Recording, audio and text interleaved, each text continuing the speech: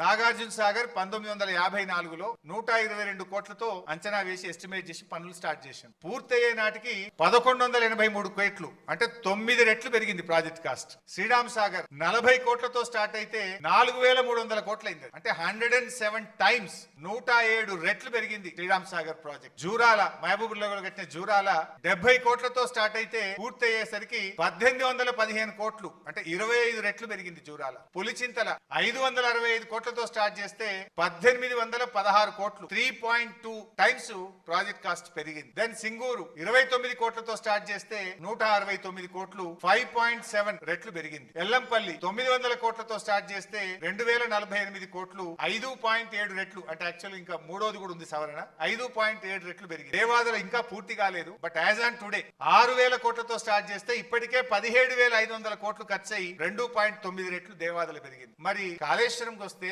80,000 కోట్లతో DPR approval అయింది. BRS ప్రభుత్వం దిగిపోయే నాటికి అయిన ఖర్చు 94,000 కోట్లు మాత్రమే.